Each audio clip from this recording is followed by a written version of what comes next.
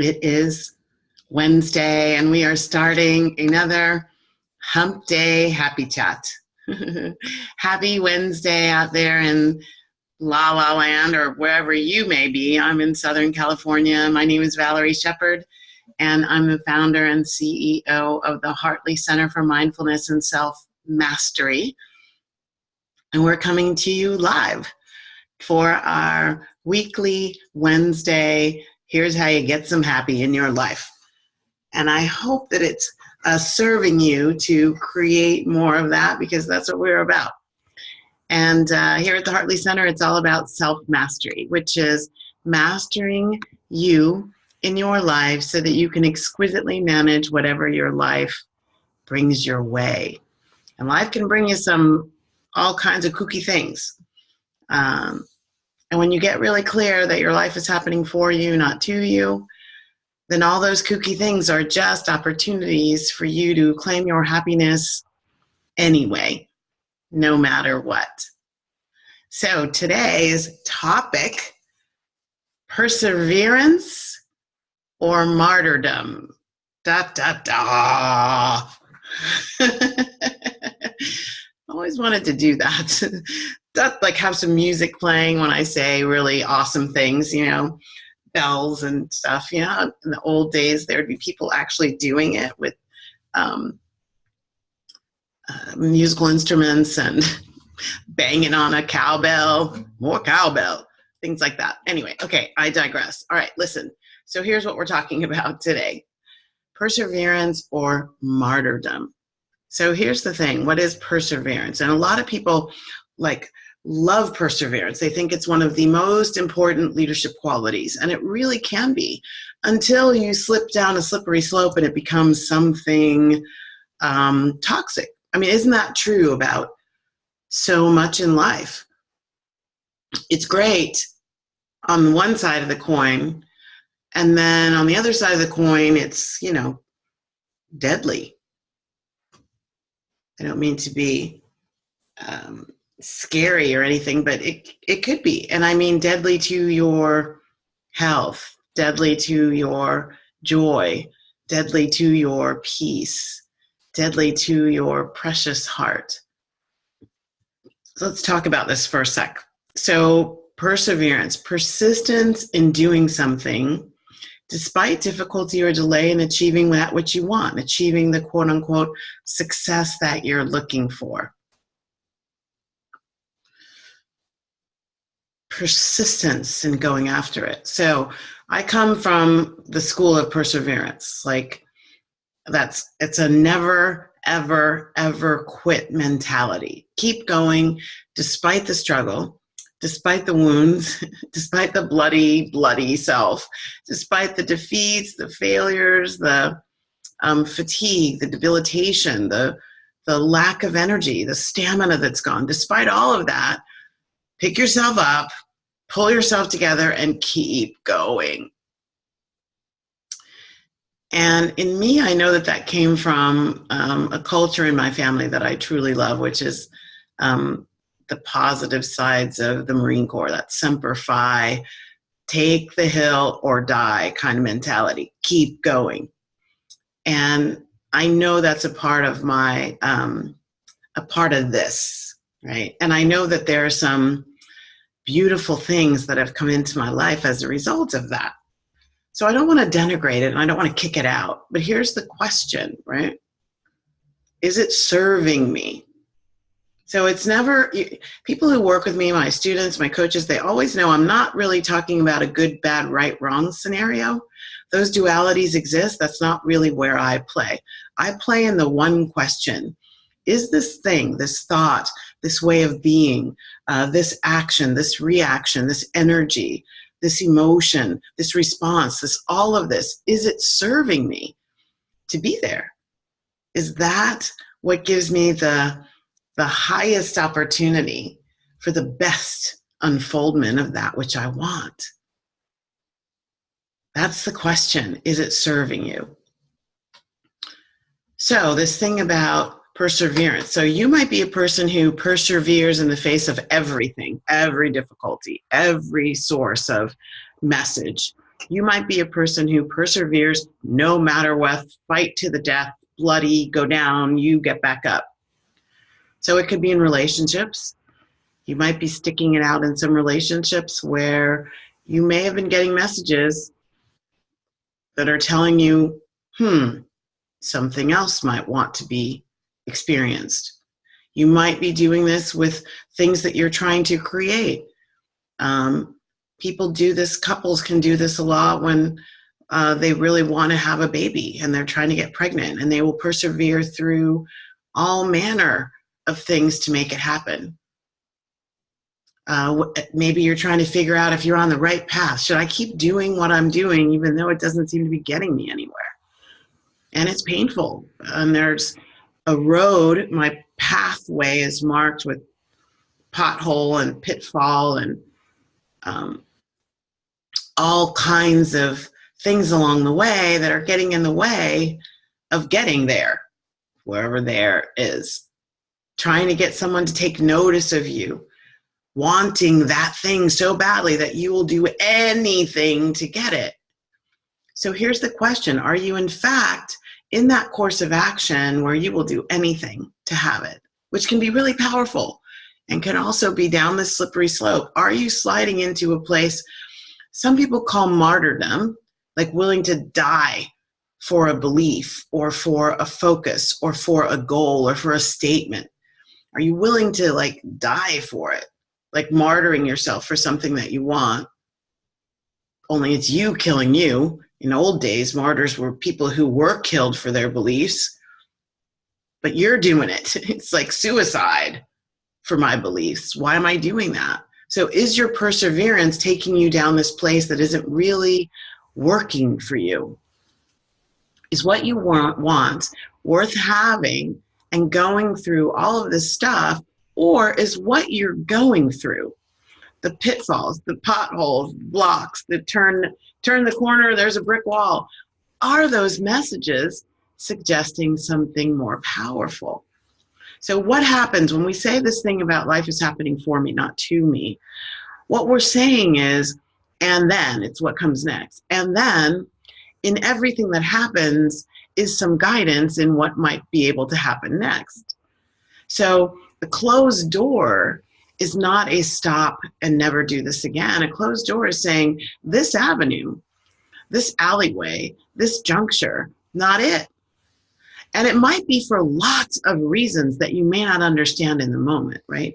So there may be reasons that doors are not opening or perceiving to be locked, where there's no window, where there's no alleyway, there's no crevice. Like there's a reason why no's come at a certain time or from a certain place. Like I remember, how many times have you heard someone say, we tried to get pregnant for years, and as soon as we stopped trying and started having more fun and doing other things, things happen. Or people go through that, all kinds of in vitro fertilization and this, that, and the other, and then they adopt, and then 2 years later they get pregnant, right? So letting go of that which we think is the only one and only way to take me there, it's got to be this way. It's got to be this way. So in the course of wanting to create our visions and our dreams, we may be so tightly holding on to the steering wheel that we're not giving our angels, our guides, the universe, the divine, I call that energy of creation, God. You can call it whatever serves you.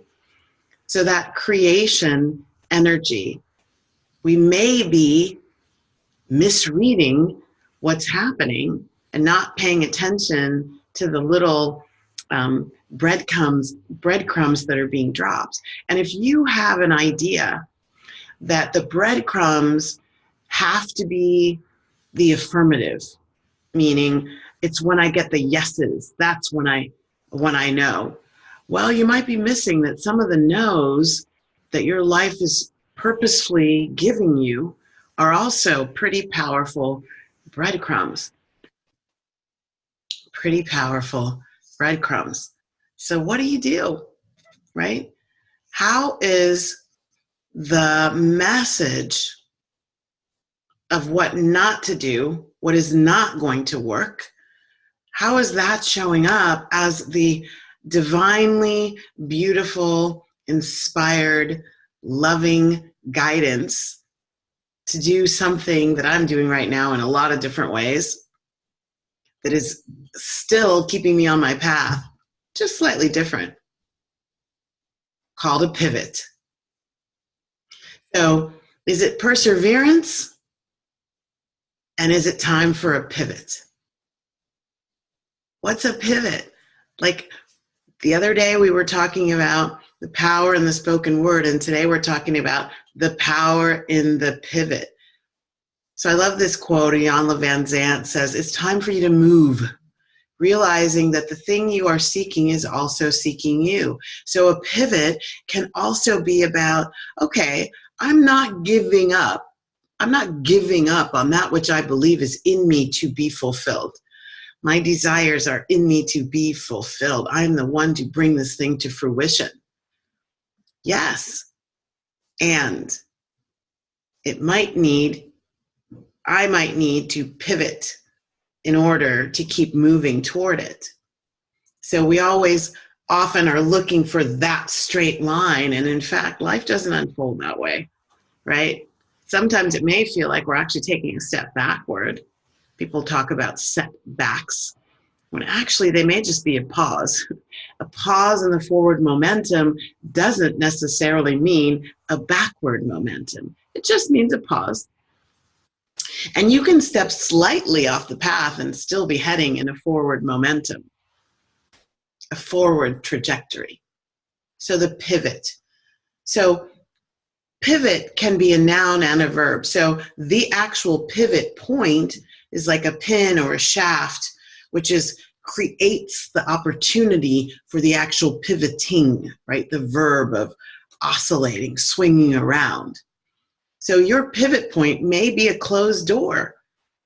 It may be a complete stop. It may be somebody saying, nope, not going to support you. Nope, don't see that happening. Nope, you're not hired. Nope, this job isn't right for you. Nope, I don't really like you. Nope, don't want to go with you. Nope, we're not pregnant for the 52nd time. Like those may all be pivot points, not setbacks, not stoppage. And the question is, are you noticing? Or have you gotten so deeply into having it your way on your timing that you are just marining up the hill, kill or take the hill or be killed, right? I'm going to die taking this hill if it's the last thing I do. So pivoting is not about making it happen. Pivoting is about seeing which path allows it to happen. It's about willing to just breathe and let go of the reins, allowing all the forces in the universe that are always conspiring on your behalf, always conspiring on your behalf. How can we help her today? How can we make this unfold in as easy a way possible today? And then all you have to do is accept, allow, receive. Pivoting, the power in the pivot is about activating my 3 favorite words: ease, peace, and grace. Or eat peas and grapes if you say it really fast. Ease, peace, and grace. So when every path that you're on involves struggle and dead ends, look for your pivot point. Stay positive in heart and mind. Keep going on a trajectory that is one step after the other toward that which you want. And just pivot. Keep going. So that's it for today's Hump Day Happy Chat. Couple of quick announcements. Yay, happy, happy, joy, joy. I've got something big happening in June. June will mark the 4th anniversary since the stroke. And to really kind of punctuate that with a cherry and some whipped cream, I have been invited to be faculty at 1440 Multiversity, which is up in Scotts Valley. between Silicon Valley and Santa Cruz, California, up in the Redwood Forest. 1440 Multiversity is this beautiful, luxury, all-inclusive retreat center. And I'm going to be teaching one of my favorite workshops, This is How You Soar. This is How You Soar, which is a workshop designed to help you let go of the anchors that are weighing you down in your life. And some of them you're consciously or unconsciously choosing and you're just not aware of it. Like to become present to those things that are getting in the way of your flight, for you to go as far as you can, as high in your consciousness, highest in your potential. And that's happening June 13th to 16th at 1440 Multiversity. And I'm doing a little preview. I'm very excited. The preview is on 4/4 at 4 o'clock. There's an angel number for you, spiritual 444. 4/4 at 4 p.m. Pacific. So the number 444 is calling you into an awareness to pay attention to your intuition and your inner wisdom. So is your intuition and inner wisdom that's showing you connection to your inner angels? Might your inner angels, your angels in the angelic realm, be offering you this workshop as a potential to help you maybe get beyond these things that look like stoppages, that may be talking to you or trying to get your attention and get you more into the energy of the pivot. So this message from the 444 is there's nothing to fear in regards to anything in your work, your life, or your divine purpose. It's just, what are we, your angelic supporters, trying to get you to see or to do differently? How are we helping you toward where you want to go? It just may not look like what you think. So I invite you to join me.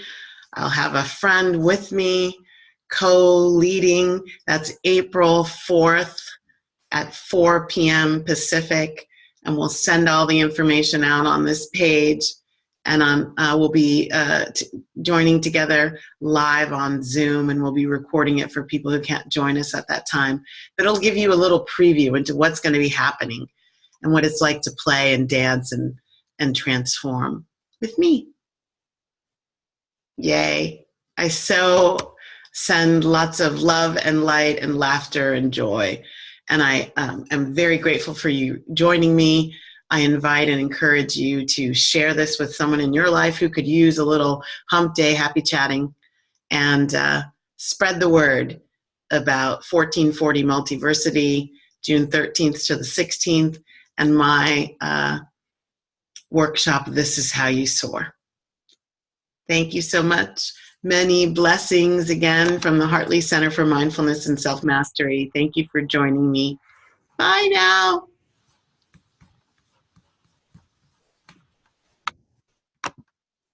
Okay, so how do I turn this off now? We're